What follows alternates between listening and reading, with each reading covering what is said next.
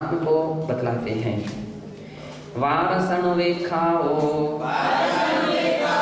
वच्चखाणं तहेव पणीकमणं आलोयनं समाहिं तम्मा भाविज्येणो वेखम्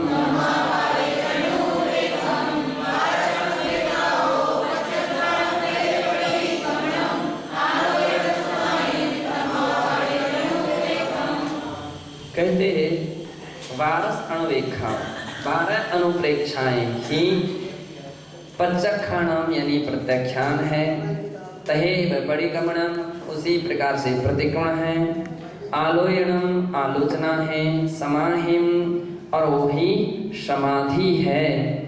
ऐसा भावी तन्मा भाविज्य अनुपेक्षम इस प्रकार की अनुप्रेक्षा का निरंतर भावना चाहिए।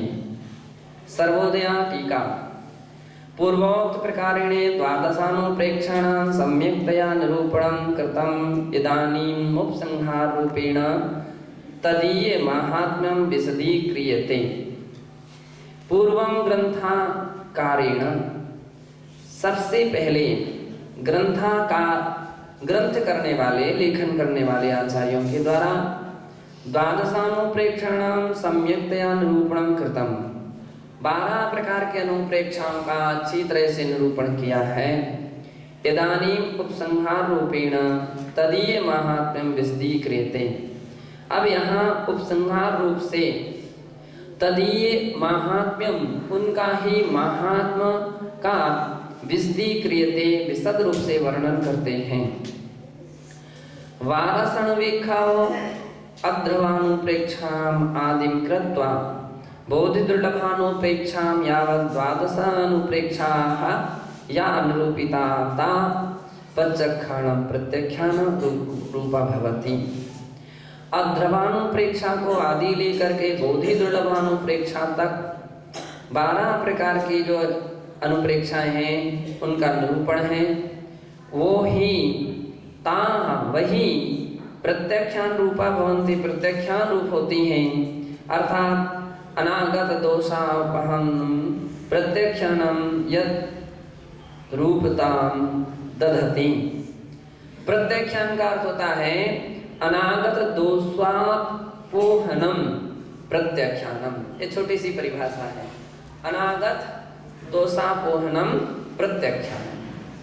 अनागत अर्थात जो अभी आए तो नहीं है लेकिन होने की जिनकी संभावना उसका प्रत्याख्यान कर देना, उसको त्याग कर देना, इसका नाम क्या होता है? प्रत्याख्यान कहा जाता है। जो हो चुके हैं उसका तो प्रतिक्रमण किया जाता है और जो होने की संभावना है उसका प्रत्याख्यान किया जाता, त्याग किया जाता है। और प्रत्याख्यान है यत् तद रूपतां दधति, वह इस प्रकार की रूपता को धारण करता है। प्रत्याख्यान स्वरूपम मूलाचारे निर्दिष्टमं आस्ते। प्रत्याख्यान के स्वरूप का निरूपण मूलाचार में इस प्रकार से गाथा 21 में कहा है। रामादीनं छन्नं अजोग परिवज्जनं निरेणेन पच्चखाणं नेयं अनागयं चागमे काले।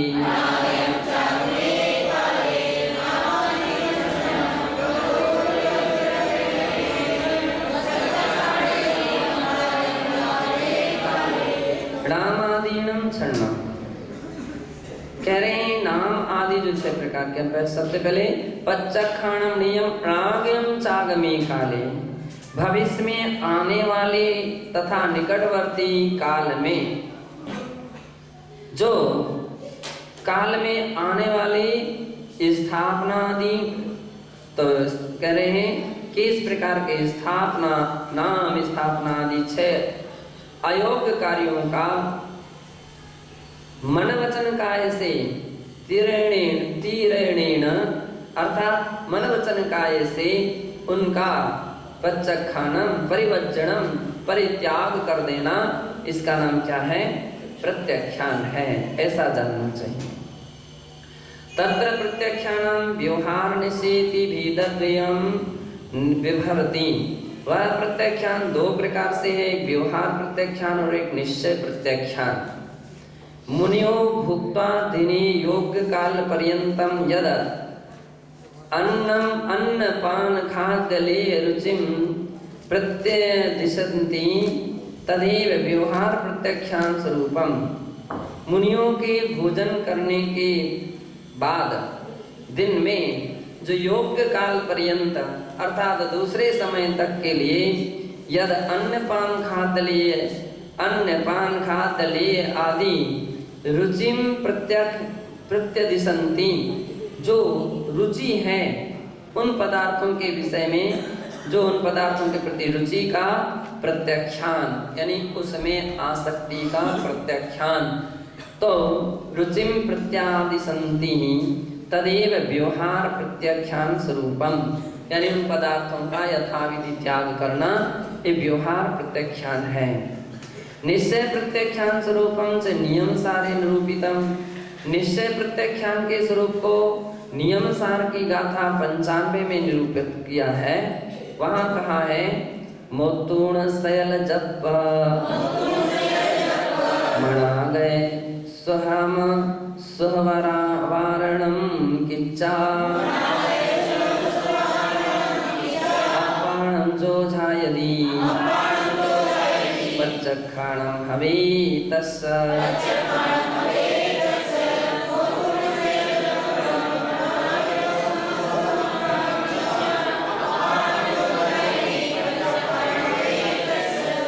कह रहे हैं कि जो साधु शैल जप, संपूर्ण जप यानी जल्पों का, यानी मन में उत्पन्न होने वाले विकल्पों का को मोतूणे छोड़ करके आगय सुहम अशुभ वारणम किच्चा, आगामी शुभ अशुभ का निवारण कर अपाणम जो झायदी आत्मा का ध्यान करते हैं, तस् उसके पच्चक्षाणम हवे, उसका नाम प्रत्यक्षान है।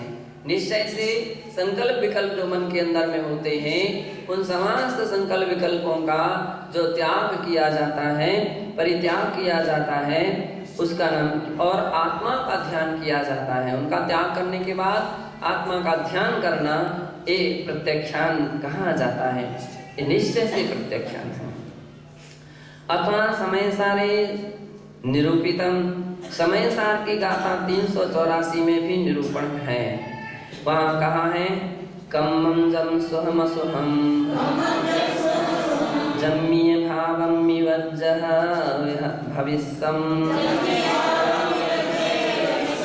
तत्तो नियत्ते सो जो सो पच्चक्षाणं हवै चेया।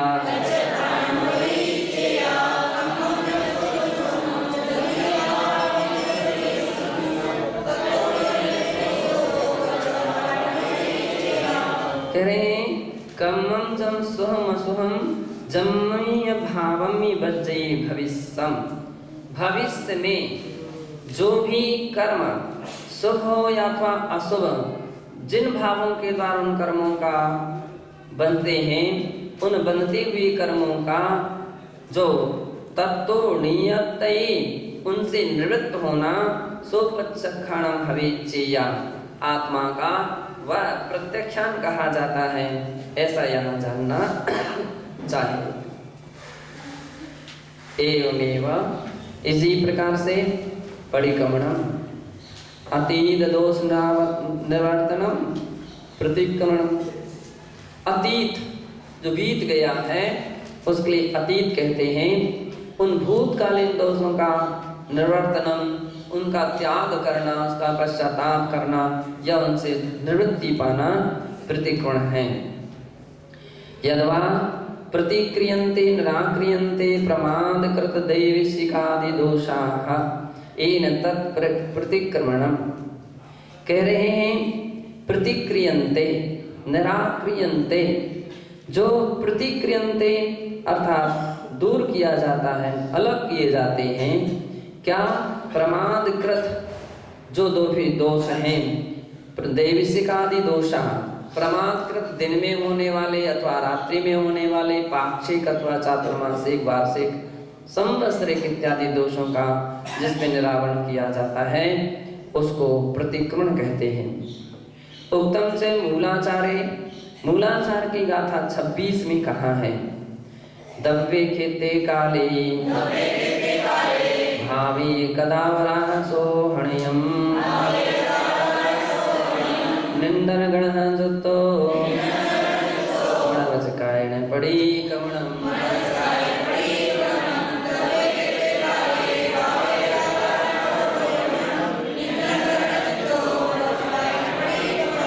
गाथा ऐसी लगती है ना कि जैसे प्रतिक्रमण की आदान प्रदान हुई हो, या तो प्रतिक्रमण से यहाँ आई हो या यहाँ से प्रतिक्रमण में गई हो, क्योंकि जो की तुम गाथा ये है वैसी की वैसी गाथा प्रतिक्रमण में है।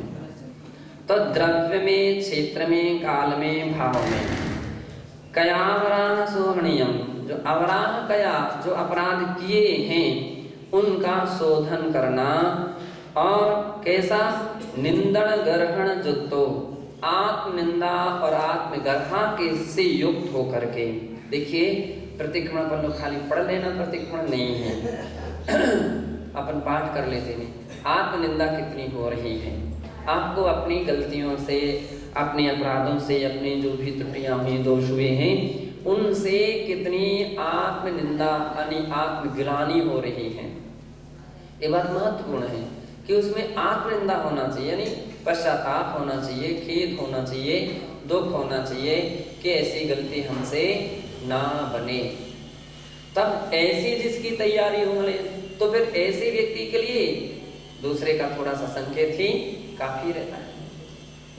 जो इतना तत्पर रह करके चलता है कि हमारे से कोई गलती ही ना हो, या गलती हो जाती तो उसके विषय में पश्चाताप करता है, एक प्रकार से आत्म दुखी होता है, तो ऐसे व्यक्ति से अपराध कभी हो ही नहीं सकते हैं। अगर कदाचित हो भी जाए तो थोड़ा सा ही संकेत, इशारा ही उसके लिए पर्याप्त है, वो समझ जाता है।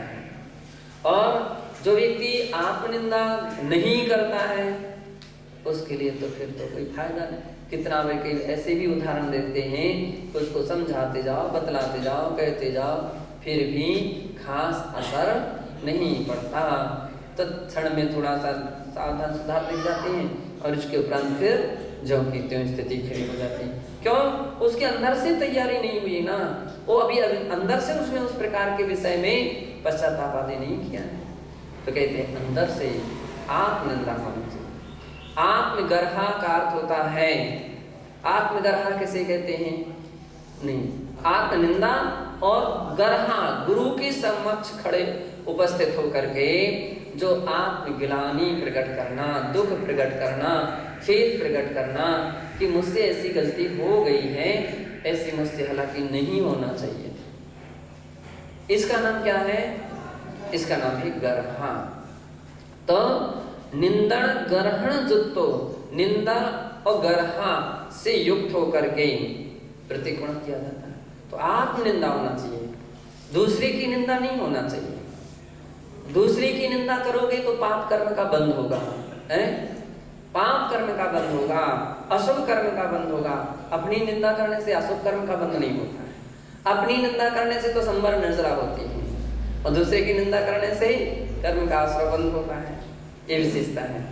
तो कभी भी आत्मनिंदा करना चाहिए, दूसरे की निंदा नहीं करना चाहिए। गर्हा, गर्हा करना चाहिए, गुरु के सन्मुख जा करके उनका पश्चाताप करना चाहिए।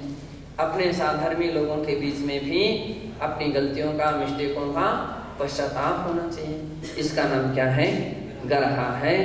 इन निंदा और गर्हा पूर्वक प्रतिक्रमण होता है, और वो भी प्रतिक्रमण कैसे होता है? मन से, वचन से, काय से, तीनों प्रकार के योगों को स्थिर करके प्रतिक्रमण किया जाता है। और अपन लोग कितनी मिस्टेक होती है, कहीं मन, कहीं वचन, कहीं काय, सबको स्थिर करके प्रतिक्रमण होना चाहिए। अर्थात आहार, शरीर आदि विषय द्रव्य, वसति का शयन, आसन, गमन, गमन प्रभृति मार्ग विषय क्षेत्रे पूर्वाह्ने अपराह्ने दिन रात्रि पक्ष मास वर्ष आदि त्रिकाल विषय काले चित्त व्यापार विषय भावे अथवा तो क्या आहार शरीर आदि विषय द्रव्य है। आहार द्रव्य है, शरीर द्रव्य है। वसति का शयन आसन गमनागमन इत्यादि ये मार्ग के विषय में है ना। इस मार्ग के विषय में ये सब क्षेत्र है। पौर्वाणिक अपराह्न दिन रात्रि पक्ष माह वर्ष और तीनों काल ये सब विषय काल विषयक है। चित्ते व्यापार विषय भावे चित्त यानी चित्त व्यापार के विषय ये भाव है। अथवा तथोक्त द्रव्य क्षेत्र काल भावे वा मनसा वचसा कायेन च वृत्तेषु ये दोषा उत्पद्यन्ते तेषां निन्दापूर्वकं गर्हापूर्वकं च निराकरणम् एव प्रतिक्रमणं भवति। अथवा वह ही द्रव्य क्षेत्र काल भाव के द्वारा मन से वचन से काय से है। अब इनका आपस में गुणा कर देंगे तो कितना हो जाएंगे? 9 हो जाएंगे। इन प्रकार के जो दोष उत्पन्न हुए हैं और उन सारे दोषों का निंदा पूर्वक गर्हा पूर्वक अब तीनों 9 के 2 से गुणा,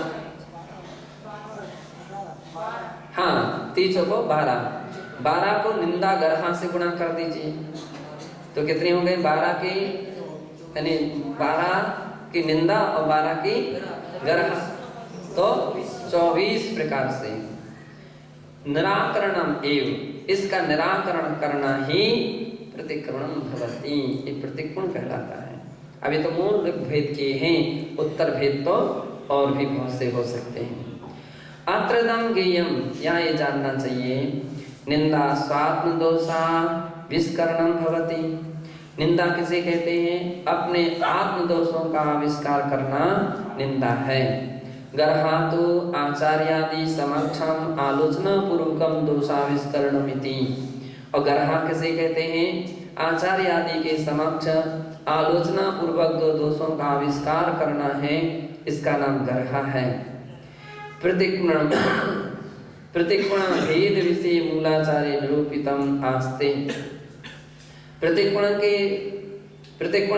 भेद विषय प्रतिक्रमण के भेद के विषय में मूलाचार में निरूपण है भी। गाथा नंबर 120 और 615 में इसका उल्लेख है। वहाँ कहा है पडमं सवदिचारं विलियं तिविहं भवे पडीकमणं नाणस्य परिचयनं जावज्जीवाय मुक्तमठं च।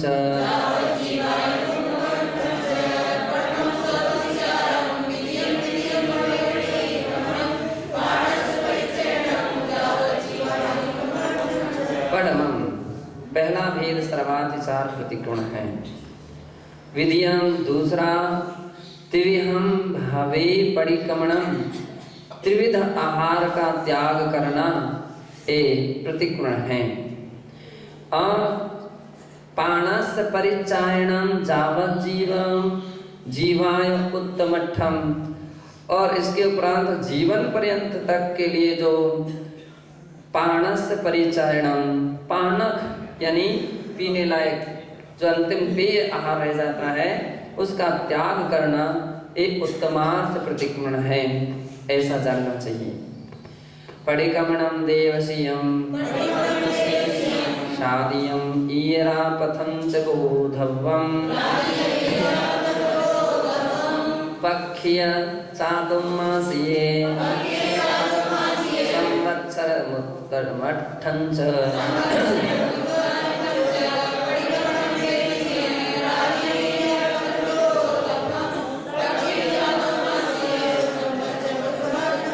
और वह प्रतिक्रमण 7 प्रकार से होता है। दैविसिक, रात्रिक, इरियापथिक,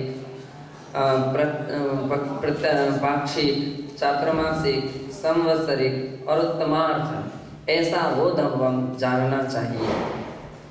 एवमेय आलोयनम, इस प्रकार से ही आलोचना रूपापि द्वादशानुप्रेक्षा भवन्ति, आलोचना रूप भी 12 अनुप्रेक्षा होती हैं। अपरिश्रवाणम श्रुत रहस्य विदाम वीतरागाणाम मेरुवत् रत्नत्रय पालने स्थराणाम गुरूणाम समक्षम सदोष निवेदनम आलोचनम भवति। आलोचना क्या है, किसे कहते हैं? तो कहते हैं अपरिश्रवाणाम, जो अपरिश्रावी गुण से रहित हैं। अपरिश्रावी का अर्थ होता है घी की तरह बातों को पी करके रखने वाले, इसमें अर्थ गलत कर दिया है, आश्रय रहित कर दिया। तो अपरिश्रावणम, शिष्य अपनी सारी बातें कहे तो अपने सारे दोष कहता है, निर्विकार भावना से अपनी सारी बात कहता है, साहस बना करके कहता है, तो उसके दोषों के लिए चाहे जिसके सामने चाहे जब ओपन ना करता रहे, प्रकट ना करे, उसके लिए घी की तरह पी करके रखे।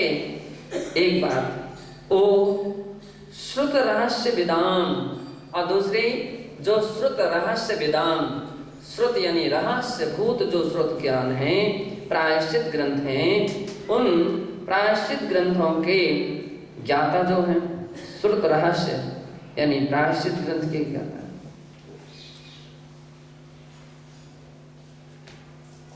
प्रायश्चित ग्रंथ के जो ज्ञाता हैं, क्योंकि प्रायश्चित देने वाले हैं। अब बहुत बार ऐसे होते हैं, कितने सारे साधु जन प्रायश्चित देने के लिए तैयार रहते हैं, जबकि प्रायश्चित देने का अधिकार किसको है? कि जिसने गुरु के मुख से प्रायश्चित ग्रंथों को पढ़ा है, प्रायश्चित ग्रंथों को समझा है, और ऐसे प्रायश्चित ग्रंथों को जिसने अध्ययन किया है, पढ़ा है, समझा है, और उनके लिए आज्ञा जिसके गुरु ने दी है, वो व्यक्ति प्रायश्चित देने का अधिकारी है। लेकिन जिसने ना तो प्रायश्चित ग्रंथों को पढ़ा है, ना प्रायश्चित ग्रंथों को अध्ययन किया है, और ना उनके लिए गुरु की आज्ञा हुई है, वो व्यक्ति प्रायश्चित देने का अधिकारी नहीं है, आगम में उसके लिए आज्ञा नहीं है।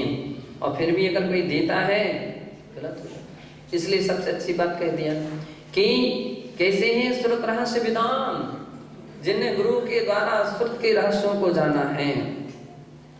वीतरागाणाम, और वीतरागी जो हैं, मेरुवत रत्नत्रय पालने स्थिराणाम, रत्नत्रय के पालन करने में जो मेरु की तरह स्थिर हैं।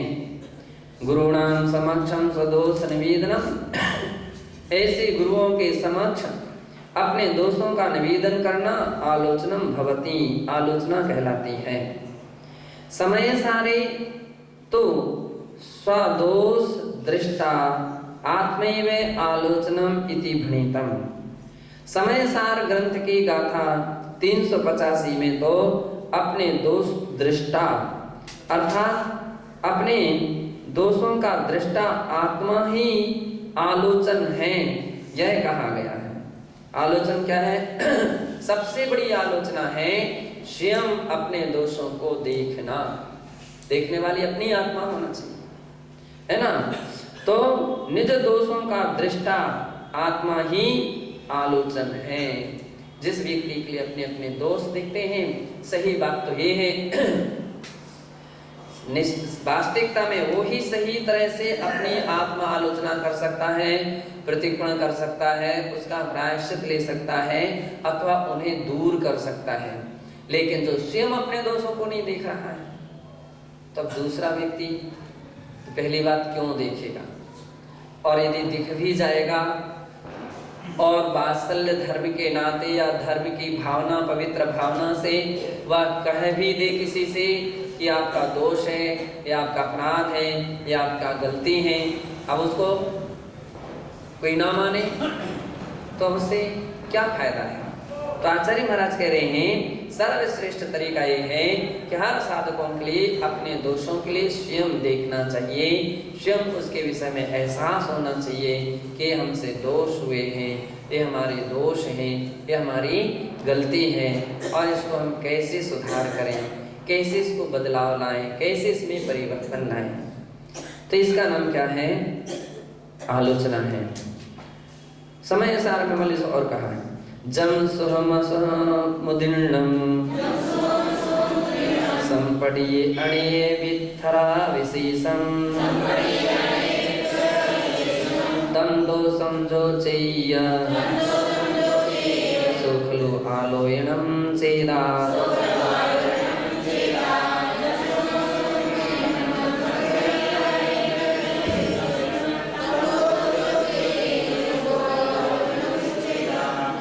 कह रहे हैं कि जम सोम असम उदीर्णम अर्थात अनेक विस्तार विशेष को लिए हुए जो शुभ या शुभ कर्म वर्तमान में उदय को प्राप्त हो रहे हैं, ऐसे तम दोषम जो चाहिए उन समस्त कर्मों को जो ज्ञानी दोष रूप में अनुभवन में लाता है, सो खलो आलोयनम चेदा, वह आत्मा ही अपने आप में आलोचना है।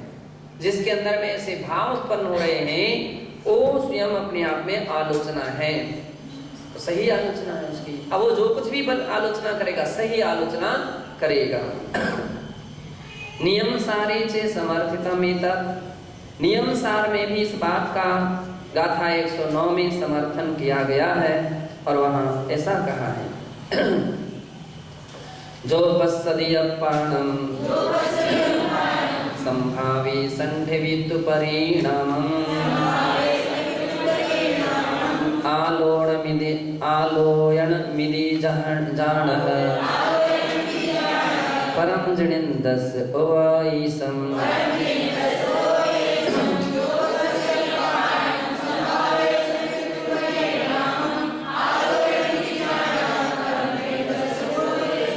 जो पश्यति अपाणम संभावे संठवितु परिणाम, अपने आप के लिए अपने संभाव में स्थापित करके, अपने परिणामों को संभाव में स्थिर करके, अपरणम पश्यति अपनी आत्मा को पर देखता है, आलोयनम इति वह आलोचना है।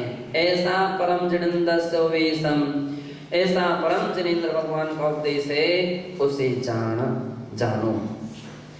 आलोचना से सप्त प्रकारा भवन्ति, आलोचना के 7 प्रकार होते हैं। उक्तम च मूलाचारे, मूलाचार की 621वीं गाथा में कहा है आलोयनम दिवसीयम बधम च बोधव्यम पक्ष्ये चातुम मासे संवत्सर उत्तमार्थं च।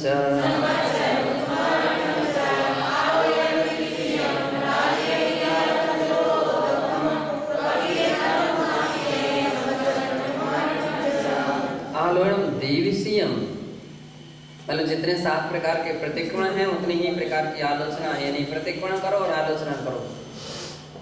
दिन के साथ मतलब शाम के समय, रात्रि की सुबह के समय, ईर्यापद संबंधी आहार के बाद और पाक्षिक 15 दिन में, चातुर्मासिक 4 महीने में, संवत्सरिक साल भर में, उत्तमार्थ जीवन के अंत में। इस प्रकार से आलोचना के शास्त्रों में भेद कहे गए हैं, उन भेदों को जानना चाहिए। तथा च नियम सारे च 12 प्रकारा प्रोक्ताः। अब आप लोग बहुत से लोग ऐसे करते हैं कि कितने सारे दोषों की आलोचना कितने लोग तो करते ही नहीं हैं, कितने सारे दोषों की। कैसे सच्चे जो भावलिंगी साधु होते हैं, सच्चे भावलिंगी जो मुनि हुआ करते हैं, वो अपने दोषों की तुरंत की तुरंत अपनी तैयारी रखते हैं और उनका प्रयास रहता है कि दैविक दोषों की हम दिन के अंत में ही आलोचना कर लें, रात्रिक दोषों की हम सुबह होते ही आलोचना कर लें, अथवा कदाचित मान लीजिए छोटे मोटे ऐसी बातें रह जाए तो कम से कम 15 दिन पाक्षिक प्रतिक्रमण के बाद आलोचना होना चाहिए। फिर भी अगर कोई रह जाए तो संवत्सर चातुर्मासिक, बीच में चातुर्मासिक है, चातुर्मासिक आलोचना होना चाहिए, कोई सांवत्सरिक आलोचना होना चाहिए। 3 में कहीं प्रमाद नहीं करना चाहिए, ऐसा यहाँ कहा है, करना चाहिए। तथा च नियम सारे च चत्वारा प्रकारा प्रोक्ता। जैसे अब दैविक प्रतिक्रमण दिन के अंत में ही हो सकता है। अब दैविक प्रतिक्रमण को कोई दूसरे दिन करना चाहे तो मान्य किया जाएगा? नहीं किया जाएगा। रात्रिक प्रतिक्रमण रात सुबह ही किया जा सकता है। अब कोई शाम को करे तो मान्य किया जा सकता है। एक दिन में दोनों बार कर ले, 2 बार कर ले, कल का भी आज का भी, एक टाइम में दोनों टाइम का कर ले, नहीं हो सकता है। जैसे 2 टाइम का एक बार में भोजन नहीं किया जा सकता है, किया जा सकता है 2 बार का एक बार भोजन कर लो, नहीं हो सकता है। 15 दिन का एक साथ कर लो, नहीं हो सकता है। 4 महीने का कर लीजिए, नहीं हो सकता है। तो उसी प्रकार से ये आलोचनाओं का भी सिस्टम है कि एक को दूसरे में समाविष्ट नहीं किया जा सकता है। उसकी स्वयं की तैयारी ये होना चाहिए कि दैविक आलोचना को दिन में के अंत तक करें, रात्रि की सुबह कर लें, है ना। ये बात अलग है कि अब गुरु के ऊपर निर्भर है, वो अपनी ओर से प्रमाद नहीं करे, गुरु के ऊपर निर्भर है। गुरु हो सकता है 1 दिन में सुने, हो सकता है ना सुने, 2 दिन में सुने, 3 दिन में सुने। अब वो उनके ऊपर प्रायश्चित ग्रंथों में उनके ऊपर भी लगाम रखी है, आचार्यों के लिए दिया है। कुशल आचार्य कौन है? बोले शिष्य की परीक्षा करते हैं जो वो कुशल आचार्य हैं। अर्थात जब भी शिष्य पहुंचे और तैयार बैठे रहे, नहीं, उसको परखें कि व्यक्ति कितनी भावना से आ रहा है, कैसी पवित्र भावना को लेकर के आ रहा है, तो उसकी भावना को परखें और फिर अपनी क्रियाओं को न छोड़ते हुए। कोई व्यक्ति ऐसे मौके पर आ जाए कि जिस समय वो सामायिक कर रहे हों, प्रतिक्रमण कर रहे हों, स्वाध्याय कर रहे हों, आदि आदि अपनी का आवश्यक कार्य कर रहे हैं, उसमें नहीं सुनाई जा सकती, मना कर सकते हैं, नहीं कल सुनेंगे। और हो सकता कल आए हो पर महाराज बोले महाराज आपने कल की कहा था, बस आगे बढ़ा दिया, परसों सुनिए। फाइल है वो तो, कोर्ट की डेट है, और बढ़ सकती है और आगे आगे कभी कभी वही परिस्थितियाँ हैं। आचार्य के लिए एक काम तो है नहीं, उनके लिए बहुत सारे काम हैं। तो कितनी परिस्थिति ऐसी रहती कि उसके लिए आगे के लिए भी बढ़ा सकते हैं यदि वो चाहें तो। लेकिन शिष्य अपनी ओर से कभी ऐसा ना सोचे कि हम कल कर लेंगे कि परसों कर लेंगे कि बाद में कर लेंगे, नहीं। उसका तो एक तरीका है कि अपने उसको आलोचना करना चाहिए। आलोचना के मौके पर आलोचना करे, असमय में आलोचना ना करे, ये भी ध्यान रखना चाहिए। अब इस प्रकार से आलोचना के भेद हैं। कह रहे हैं कि आलोयणमालुंचन तथा च नियम सारे च चत्वारा प्रकारा प्रोक्ता। नियम सार में आलोचना के 108वीं गाथा में आलोचना के 4 प्रकार कहे गए हैं। आलोयणमालुंचन, वेदीकरणं च भाव शुद्धिया, परिकह्यम आयुलन लक्खम समाई।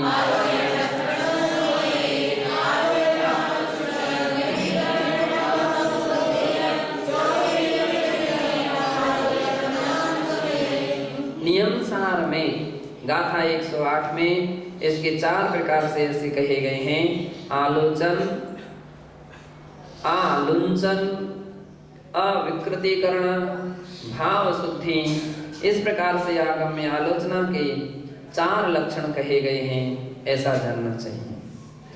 आलोचनम निर्दोषतया समनुष्ठेयम, निर्दोष रूप में उसका अच्छी तरह से अनुष्ठान करना, इसका नाम है आलोचना।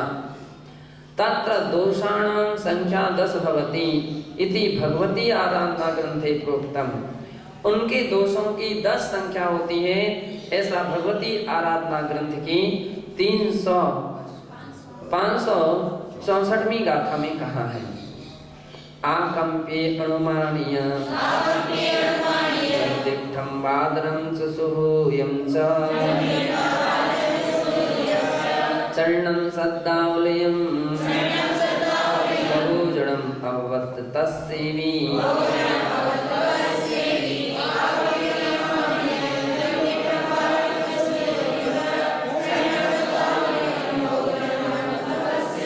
आलोचना के 10 भेद हैं। कौन कौन से? आकंपी, आकंपित, अनुमानी, अनुमानित, जम दिट्ठं, और जिसे दूसरों ने देखा है केवल उसकी आलोचना करना, ये दृष्ट दोष है। बादरं, बादर, सुहम, सूक्ष्म, छन्नम, छन्न, दोष, शब्दावलियम, शब्दावलित, बहुजनम, बहुजन, अवत्त, अव्यक्त और तत्सेवी, इस प्रकार से ये 10 प्रकार के दोष हुआ करते हैं। इसके विषय में अपन लोग आगे देखेंगे, 10 दोषों को डालना चाहिए। अथा अपराधिक स्वाध्याय निष्ठापन क्रियायां पूर्वाचार्यानुक्रमेण सकल कर्मक्षयार्थम्